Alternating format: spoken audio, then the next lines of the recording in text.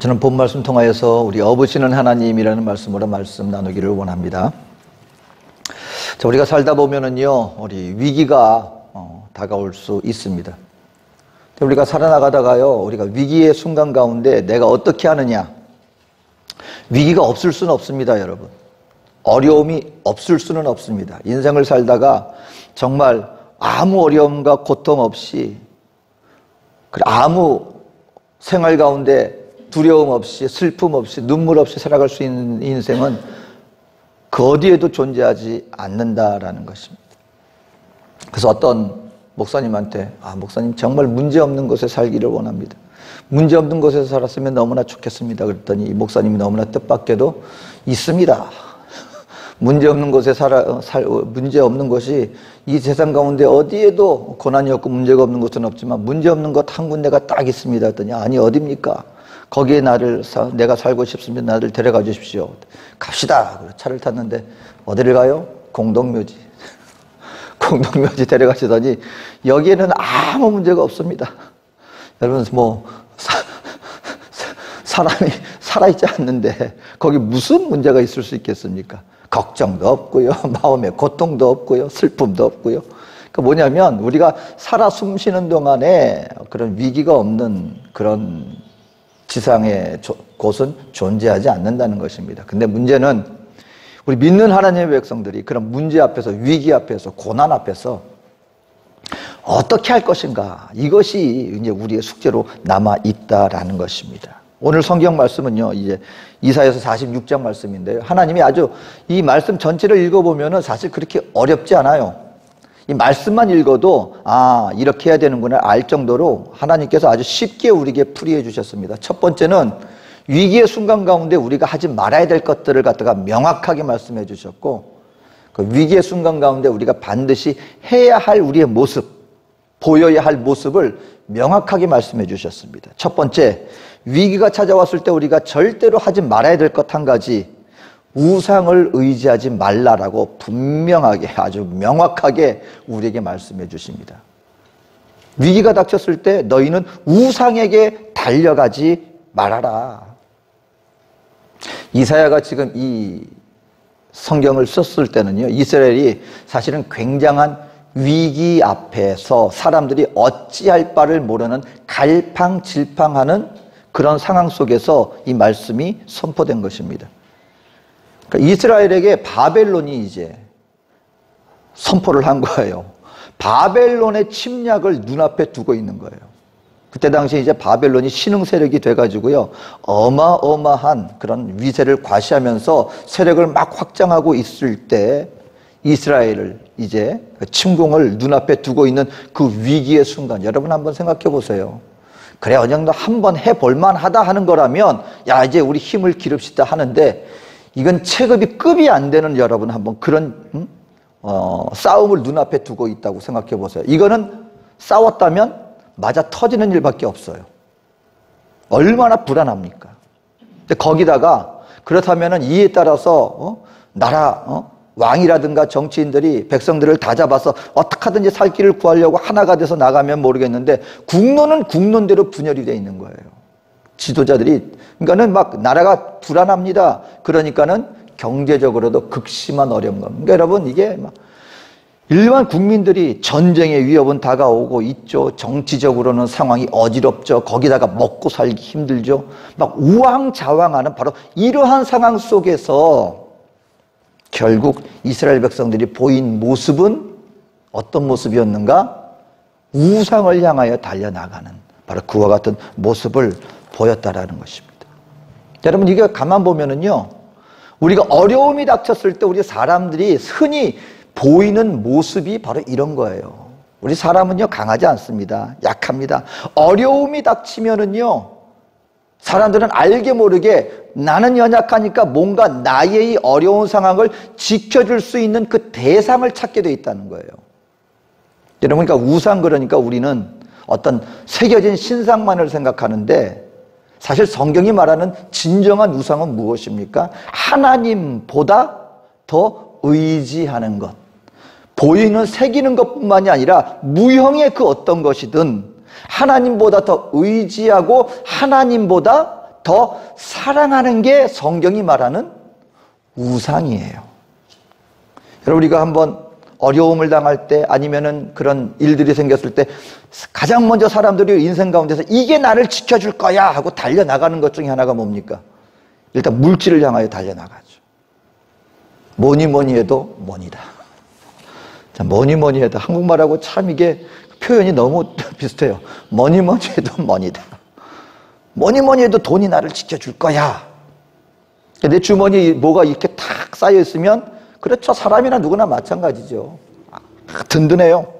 없으면 불안해하는 것이 마찬가지죠. 근데 여러분, 과연 그것이 나의 인생을 과연 지켜주는 궁극적인 것이 될 수 있는가라는 것입니다. 어려움이 닥치면은요, 사실 어떤 일들이 벌어집니까? 좀 약간 돈이 있고 물질이 있는 분들은요, 만약에 전쟁의 소식이 들리면 어떡합니까? 이걸로 나라를 위해서 써야지. 이거 안 하죠. 빨리 비행기표 사야지. 비행기표 삽니다. 그리고 나갑니다. 그리고 거기에서 땅도 사고, 그리고 제일 안전하다 여겨지는 뭘 사요? 금덩어리를 삽니다. 그래서 딱 보관해 두는 거예요. 금의 가치라는 것이 있는 것이니까. 근데 여러분, 이런 것들이 안 된다. 전쟁이 나면은 끝까지 지켜야지. 이 얘기가 아니에요. 어려움이 있고 위기가 닥치면은요, 준비해야죠. 기왕이면 여러 가지 대책을 세워야죠. 이것 자체가 나쁘다는 게 아닙니다. 근데 이 가운데서 우리가 바라봐야 될 것은 그 마음 자세라는 거예요. 여러 가지 준비를 해 나가지만 궁극적으로 이것만이 나를 지켜줄 거야 라는 마음가짐으로 하느냐, 나의 할 바를 다 하고 준비해 나갈 것을 준비하고 대비해 나가지만 하나님, 그럼에도 불구하고 이 모든 것에서 나를 지켜주실 수 있는 분은 하나님입니다. 주여, 내가 할 바를 다 하지만, 내가 할 수 있는 최선을 다하지만 이 모든 것 가운데 주님께서 역사하여 주시옵소서 하는 믿음으로 행하느냐, 이건 절대 별개의 것입니다. 굉장한 차이가 있다라는 것입니다. 때로는 우리가 여러분 보면은요, 이사야 선지자가 위기의 순간에 우상으로 달려가는 이스라엘 백성들을 이렇게 선포합니다. 오늘 1절 말씀 봅니다. 벨은 엎드러졌고 느보는 구부러졌도다. 그들의 우상들은 짐승과 가축에게 실렸으니 너희가 떠매고 다니던 그것들이 피곤한 짐승의 무거운 짐이 되었도다. 이게 무슨 말이냐면요, 이 벨과 느보는 그 당시 그때 당시에 성행했던 아주 우상 종교 중에 아주 가장 멀리 많이 퍼져 있던 그런 우상들이었어요. 그러니까 이스라엘 백성들이 어려움이 되니까 강한 나라 바벨론이 섬기는 신이 그들을 지켜주고 있는가 보다, 우리도 그 신에게 한번 의지를 해봐야 되겠다 하고 그 신전들에 가가지고서는 절하고서 하는 거예요. 근데 주님은 오늘 그걸 뭐라고 말하냐면요, 벨과 느보 이 모든 것들은 엎드러졌다. 그리고 그 나라는 구부러졌다. 이거는 예언적인 말씀입니다. 이사야 선지자는요, 너희들이 그렇게 두려워하고 너희가 그렇게 의지하고 있던 그 우상과 그 우상을 섬기는 바벨론은 지금은 기세 등등하게 나오는 것 같지만 언젠가 하나님은 그 나라를 넘어뜨릴 것이고 그 우상들도 넘어질 것이다 라고 말하면서 중요한 사실을 얘기하는 것이, 그것이 오히려 너희들에게 짐이 될 것이다.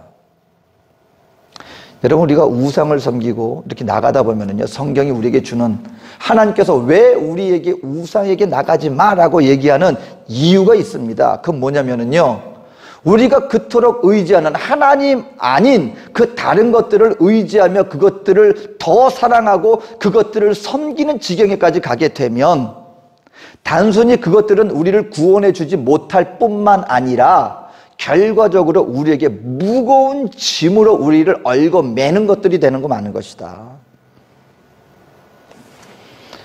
여러분, 물질에 대해서도 마찬가지입니다. 물질을 우리가 여러분 하나님 앞에서 많이 우리가 열심히 땀을 벌어서 물질을 벌고 쌓는 것, 이게 나쁜 것이 아닙니다. 근데 그게 우상이 되어져 버리면은요, 나중에 그것만을 위해서 우리의 온 인생을 다 쏟아버리게 되면 얻는 것보다 나중에 결국은 잃어버리는 게 더 많아지게 된다는 것입니다.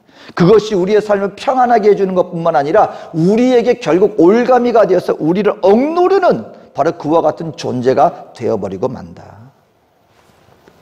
어떤 목사님이 한국에서 목회하시는 분인데 그런 경우를 많이 봤대요. 그러니까 소위 말해서 많은 것을 소유하신 분들, 근데 나중에 너무나 아침 저녁으로 그냥 열심히 일을 하고 이렇게 많은 부를 축적하였는데 결국은 건강을 잃어버리신 분들을 많이 봐왔답니다. 많이. 근데 다른 교회 성도님인데 그 주변에서 알려진 소위 말하는 많은 것을 소유하고 많은 부를 축적한 걸로 이름만 되면 알만한 분이 한 번은 이 목사님한테 상담을 요청했답니다. 그래서 한번 병원에 와서 자기를 위해서 기도해달라고 갔더니 그분이 뭐라 그러냐면, 내가 하루라도 내가 건강하게 살 수 있다면, 하루에 내가 그것을 1억을 주고 살 수 있다면 난 그것을 사고 싶습니다. 1억을 내가 그거 주고 살 수 있다면 내가 그걸 사겠습니다. 근데 여러분, 건강을 우리가 돈 주고 살 수 있나요? 나중에 뭐냐면 이분이 너무나 그런 일에 치우치다 보니까는 건강도 잃어버려 모든 것들이 거기에 얽매이게 되다 보니까 결국 그것이 본인에게 복으로 다가오는 것이 아니라 짐이 되어져 버리고 말았다. 때로는 여러분, 우리가 권세를 우리가 탐합니다. 권세, 권력을 가지면 그것이 나를 세상 가운데서 나를 지켜주고 내가 사람들을 부리면서 나갈 수 있겠지. 그래서 여러분, 내가 가만 보니까 이 국회의원이 그렇게 되려고 하시는 분들, 저는 요즘 정치권 이렇게 이걸 보면서 개인적으로는요, 정말 저는 어렸을 때는 정치나 뭐 그런 어떤 사극을 보면은 사극에서 나오는 정치적인 얘기, 그리고 상대방을 갖다가 막 죽이기까지 하고 음모를 하고 그걸 보면서 이거는 그냥 하나의 연출이지, 각본이지라고 생각을 했는데, 제가 이제 나이가 들고 이렇게 현실에서 보니까요, 야, 정치라는 게 이게 정말 이게 보통 일이 아니다. 무서운 일이다. 야, 이거는 정말 웬만한 사람은 결국 감당할 수 없는 일이겠구나 싶은데, 그렇게 많은 사람들이 이 국회의원 배지를 달려고 하는 이유를 몰랐는데 나중에 보니까 알겠어요. 청문회 같은 때 보면은요, 여러분, 소위 말하는 평소에는 감히 얼굴도 한번 대하기 힘든 그 대기업 총수들, 근데요, 어떻게 보면 그 외적인 조건으로 비교해보자면 어쩌면 비교가 안 될 줄도 모르는데, 그 권세의 국회의원 배지 하나 딱 있으니까 그런 사람들도 눈앞에 대고서 그냥 막 호통을 치는데 그 총수들이 꼼짝을 못해요. 이게 권세의 힘이구나. 그러니까 사람들이 그렇게 권세와 권력을 가지고 싶어 하는구나 라고 이렇게 느껴지기도 합니다. 그런데요, 어떤 한 삼선언한 국회의원이 자기 스스로 목숨을 끊었습니다. 그리고 자녀들한테 유언을 남겼는데 뭐라고 남겼는지 아십니까? 너희는 절대로 정치하지 말아라. 정치가 되면 권세를 가지고 모든 것을 누릴 줄 알았는데 그 안에 들어가 보니까는 그 안에서 여러분 이뤄지는 여러 가지 것들, 그 모든 상황 속에서 또 어떤 유혹들, 권세가 있다 보니까 다가오는 유혹들, 이런 것들을 갖다가 이겨내지 못하는 거예요. 결국 그게 뭡니까? 세상에 물질이든 세상에 권세면 권세든 우리가 의지하고 싶은 것들이 내가 이것을 나를 지켜주겠지, 이것이 내 인생의 짐을 가볍게 해주겠지 찾아갑니다. 그리고 그것을 갖다가 소유하기를 원해서 온 나의 삶을 드립니다. 근데 결국 그것이 우리의 인생을 구원해주지 못할 뿐만 아니라 무엇으로 다가와지는가? 그것이 우리를 얽어매는 짐이 되어버리고 우리는 거기서 헤어나지 못하고 오히려 고통하며 신음할 수 있는 것, 그것이 우상이기 때문에 주님은 너희가 힘들다고 해서 절대 너희를 구원해주지 못할, 너희의 짐을 가볍게 해주지 못할 헛된 것을 찾아가지 말아라. 때로는 여러분 무속신앙을 찾아가기도 합니다. 저는 정말 제가 경험했던 일이에요. 그러니까 저희 가정이 사람이 연약해지니까요, 지푸라기라도 잡는 심정이 되는 것을 저는 저희 아버님에게서 봤어요. 어렸을 때. 근데 막내 동생이 그 뇌망염으로 쓰러져서 하는데 처음에는 볼거리였어요.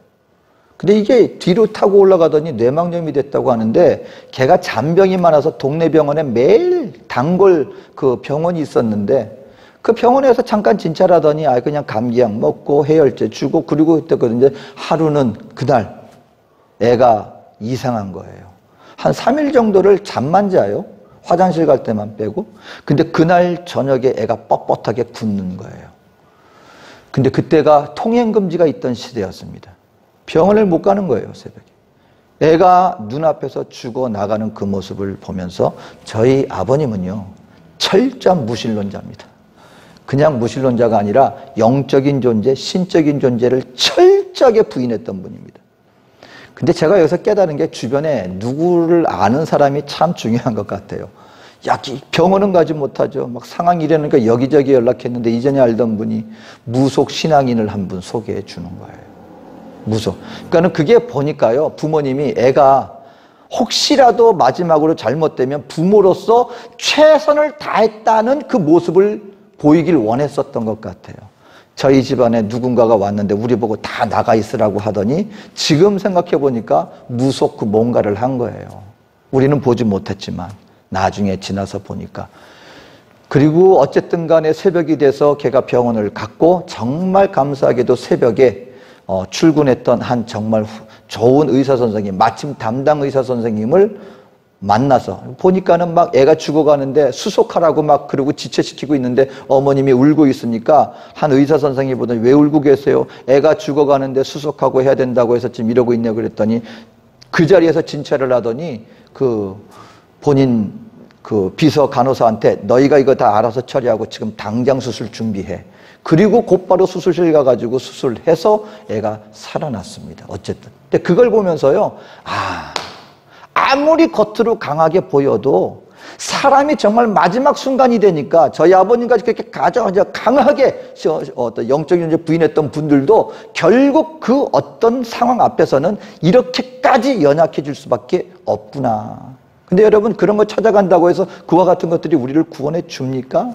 여러분이 성경에 뉴스에 보면은 참 안타까운 일이 많아요. 제가 충격적으로 봤던 게 뭐냐면 한 가정에 어머님과 어린 두 아들이 아버지와 자기 할아버지를 고발을 했습니다. 무엇으로 고발을 했느냐? 자기 아버지와 할아버지가 자기들을 성폭행했다는 거예요. 아들들을. 난리 났습니다. 기사 막 기자회견도 하고. 근데 나중에 알고 보니까 뭔가 이상해요. 그래서 취재진들이 뭔가 이상해서 취재하는 것처럼 하고 그 사람들만 남겨놓고 녹음기를 켜놓은 채 그들이 하는 얘기를, 주고받는 얘기를 들어봤는데 알고 보니까 어머님과 어린 두 아들이 거짓말로 짜고 한 거예요. 아니 도대체 이유가 뭐야? 알고 보니 그 뒤에는 무속인이 있었습니다. 오래전에 뭔가 어려운 일이 있었을 때 그 무속인을 통해서 뭔가 해결을 보니까 그때부터 이 사람들이 그 사람의 말을 추정하기 시작하는데 뭘 지어야 되니까 물질을 갖다 바치라면 다 갖다 바쳐요. 그리고 그 어떤 이유에서인지 이 무속인이 그 두 아버지와 그 할아버지에 대해서 그 일을 하게끔 뒤에서 조정했는데 우리 같으면 말이 되는 얘기입니까? 그런데 한번 빠져버리니까 그 무속인이 하는 말이라면 뭐든지 다 들어버리는 완전히 세뇌 교육이 되고 만 것입니다. 여러분 한번 가만 보세요. 무속인을 찾아가서 한번 점을 보죠. 뭐가 된 것 같죠? 그 다음부터는 계속해서 요구가 이어집니다. 한 번으로 절대로 안 끝납니다. 이거 해야 된다, 저거 해야 된다. 올가매는 그런 일들이 반드시 우상 숭배를 하는 상황 속에서는 우리에게 다가와지기 때문에 오늘 주님은 말합니다. 너희는 어려운 상황이 됐다고 해서 절대로 우상에게 달려가서는 안 된다. 그것들은 너희의 짐을 구원해 줄 수 없을 뿐만 아니라 너희에게 오히려 짐을 가져다 주고 너희를 올가매는 존재가 되고 말 것이다. 그래서 여러분 오늘 5절에 보니까 주님께서 이렇게 우리에게 묻습니다. 너희가 나를 누구에게 비기며 누구와 짝하며 누구와 비교하여 서로 같다 하겠느냐. 자, 나랑 비길 자가 누가 있을까? 하고 우리 믿는 성도들에게 묻는 거예요. 그때 우리는 머리로는 말합니다. 아니, 하나님 같은 분은 없습니다. 하나님 같은 분이 세상 어디 존재할 수 있겠습니까? 그런데 여러분 정말 어려움이 닥쳤을 때 우리 마음 중심에서 하나님은 지금 묻고 있는 거예요. 너희가 정말 현실 가운데 어려운 일이 닥쳤을 때 너희는 과연 누구를 의지하느냐? 나와 같은 다른 존재가 있다고 믿고 그들에게 나아가고 있지는 않느냐? 나와 같은 급으로 존재하는 그 다른 어떤 것이 너희 마음 중심에 있지 않느냐? 지금 그거 묻고 계시는 거예요. 그러니까 우리는 뭐 해야 돼요? 묵상 가운데요. 저와 여러분 정말 우리는 그걸 해결해야 합니다. 정말 내가 어려운 상황이 되었을 때, 정말 내가 급박한 상황이 되었을 때 내 시선은, 나의 마음은 어디를 향하여 나갑니까? 주님을 바라봅니까? 주님이 함께 하시면 할 수 있습니다. 주님께로 나아갑니까? 아니면 이 상황에서 나에게 필요한 것은 하나님도 하나님이시지만 이것도 필요합니다 하고 다른 걸 또한 이렇게 붙잡으려고 하고 있진 않는가? 오늘 주님 그거 지금 우리에게 묻고 있는 것입니다. 이거 해결하라는 것입니다. 우상에게 달려가지 말아라. 그러면 두 번째 우리가 반드시 해야 될 것 명확하죠. 하나님께 달려나가야 된다. 우상에게 달려가지 것이 아니라 하나님께 달려가야 된다라고 말씀하십니다. 왜 그렇습니까, 여러분? 오늘 성경 말씀에 정말 하나님이 우리에게 위로가 되는 말씀을 주신. 왜 우리가 하나님께 달려나가야 되냐? 왜냐하면 우리 위기의 순간에 우리의 그 문제를 해결해 주시고 우리의 무거운 짐을 드러내 주실 뿐만 아니라 그러한 상황 속에서 우리를 업어주시는 분이 바로 하나님이시라고 오늘 성경은 분명하게 말씀해 주고 있습니다.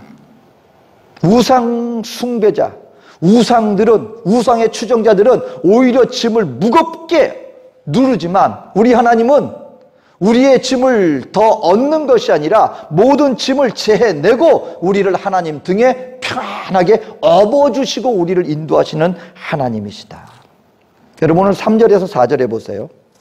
야곱의 집이여 이스라엘 집에 남은 모든 자여 내게 들을지어다. 우왕좌왕하고 있는 이스라엘 백성들에게 이사야를 통해서 주님이 말씀하십니다. 배에서 태어남으로부터 내게 안겼고 태에서 남으로부터 내게 업힌 너희여 너희가 노년에 이르기까지 내가 그리하겠고 백발이 되기까지 내가 너희를 품을 것이라. 내가 지었은즉 내가 업을 것이요 내가 품고 구하여 내리라. 여러분 하나님은요 본인이 약속하신 말씀을 절대로 변질시킬 수 없습니다. 근데 그 하나님 우리에게 말하는 거예요. 너희 이스라엘이여, 오늘날로 치면 우리 믿음의 성도들이여, 내가 너희를 낳았고 그랬어요. 여러분 저와 여러분들은 우리 믿음으로 말미암아 영적으로 주님 안에서 새롭게 태어난 하나님의 자녀들입니다. 이걸 반드시 우리는 인식해야 돼요. 내가 새로 태어난 거 아니잖아요.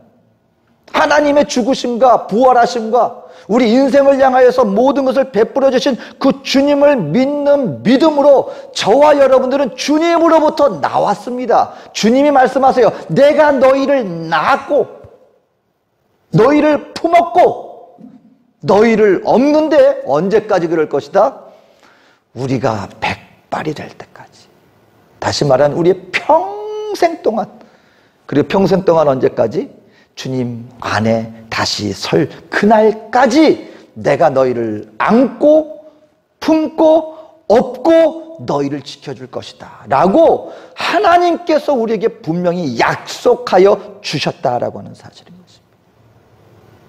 여러분 저와 여러분들은요 미래에 대해서 여러분 지금 눈앞에 보일 때 사실 불안하잖아요. 이 시대가 어떻게 갈까? 어떻게 살아나갈까? 우리 이후 세대들은 어떻게 우리 이후에 새로운 우리 자녀들은 어떤 세상을 맞이하며 나갈까? 여러분 참 너무나 많이 변하기 때문에 우리에게 많은 어떤 불안감이 있지만 믿는 하나님의 백성들은요 그럼에도 불구하고 우리는 낙관할 수 있습니다. 그 근거는 세상에 있지 않아요. 그것은 바로 하나님께서 저와 여러분들에게 약속하여 주셨기 때문에 저와 여러분들이 믿음으로 주님 앞에 설 수만 있다면 우리 하나님은 우리를 업고 다니실 것이다. 업고 지켜줄 것이다. 라고 말씀하여 주셨다라는 것입니다.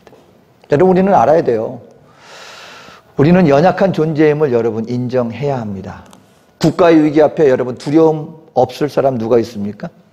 가정 속에 다가와지는 그 어떤 어려움 가운데 여러분 두려워하지 않을 사람 누가 있습니까? 생활 속에서 다가와지는 어떤 크고 작은 일 앞에 여러분 우리는 무너질 수밖에 없는 게 우리 인생들이라는 것입니다. 그런데 그럴 때 주님은 말씀하시고 계십니다. 내가 너희를 낳았고 내가 너희를 안고 품고 업고 갈 것이다. 그렇다면 저와 여러분 내일 일은 주님께 맡기게 되시기를 주 이름으로 축원합니다. 너무 걱정하지 마세요. 하나님이 지켜주세요. 하나님. 나 인생의 모든 무거운 일. 그래서 예수님이 여러분 정말 어려워하고 고통당하는 이스라엘 백성들 앞에서 그래서 주님께서 말씀하신 거예요. 수고하고 무거운 짐진 자들아. 우리 주님 아신다는 거예요. 하나님 내 어깨짐이 너무 무겁습니다. 인생의 짐이 너무 무겁습니다. 내일을 알지 못하니 너무 불안합니다. 하나님 아시는 거예요. 그러니까 그 하나님이 인생들 앞에 와서 우리 인생들에게 선포하십니다. 수고하고 무거운 짐진 자들아, 다 내게로 오라. 어떻게 하겠다? 내가 너희를 쉬게 해줄게. 쉼, 우리 영혼의 안식, 그 주님 안에서 이루어 준다는 것입니다. 왜요? 주님이 우리를 품어주시기 때문에. 발자국이라고 하는 한 우리가 시인 잘 압니다. 근데 여러분, 우리 오늘 이 시간에 그 시인의 그 시의 의미를 다시 한번 새겨봤으면 좋겠어요. 노년이 되어서 은퇴한 한 인생이 이제 주님 앞에서 자기 인생의 발자취를 딱 돌아보는데, 인생의 발자취 이 모래사장에 보니까 자기 인생의 발자국이 두 쌍이 다 항상 있는 거예요. 두 쌍이. 한 쌍은 내 발자국, 다른 한 쌍은 예수님 발자국. 동행하는 이 두 쌍의 발자국이 보니까 자기가 예수를 믿고 난 다음부터 인생의 평생을 주님이 함께 해주셔서 너무너무 감사했어요. 근데 어떤 순간에 보니까, 인생의 어떤 순간을 딱 보니까 한 쌍밖에 없는 거예요. 발자국이. 한 사람 발자국밖에 없어요. 그때가 언젠가 봤더니 자기 인생 가운데 정말 어찌할 수 없어 매일 밤 눈물로 밤을 지새던, 그리고 자기 혼자 눈물 없이 하루를 보낼 수 없었던, 그래서 살아갈 희망조차 없어서 너무너무 절망했었던 가장 어두운 사망의 음침한 골짜기에 그 순간에 보니까 한 쌍밖에 없어요. 그때 너무 섭섭해서 예수님한테, 아니 예수님, 내 평생 함께 해주셨으면서 어떻게 그 가장 어려웠을 때 나를 홀려 내버려 두고 그때 주님 어디 계셨습니까? 근데 그때 예수님이 말씀하십니다. 너 그때 눈물 없이 네 눈물의 침상 가운데 누워서 네가 쓰러져 있을 때 내가 너 업고 그때 그 길을 걸어갔던 거야. 내가 너 업고, 내가 그 시간 속에서 지친 너를 내가 업고 걸어갔던 거야. 그건 네 발자국이 아니라 내 발자국이야. 내 발자국. 여러분, 우리 하나님은 그런 하나님이십니다. 우리 하나님은 우리 인생을 업으시는 하나님. 그렇다면 여러분이 세상을 향하여서 나아갈 때 좀 더 우리 주님 안에서 담대해지게 되시기를 주의 이름으로 축원합니다. 걱정, 근심 주님께 붙들어 매고 나는 주님 품 안에 사랑받는 자녀임을 깨닫고 주를 믿는 신뢰함으로 말미암아 여러분 타협하지 마십시오. 다른 것 바라보지 마십시오. 오직 주님만을 바라보며 나간다면 저와 여러분들의 인생은 주님 품 안에서 안전합니다. 이 믿음으로 살아가게 되시기를 주의 이름으로 축원합니다. 기도하겠습니다. 사랑과 은혜가 많으신 좋으신 하나님 은혜를 감사합니다. 우리가 의지할 곳, 우리가 피할 곳, 우리의 산성이시요 피할 바위가 되시는 분 오직 주 예수님 뿐이심을 고백합니다. 오직 주님만을 의지하며 주님에게로만 달려나가겠습니다. 우리를 인도하시는 하나님의 크신 편팔로 우리의 인생을 인도하시고 보호하여 주시옵소서. 감사드리며 예수님의 이름으로 기도합니다. 아멘. 우리 말씀 기억하면서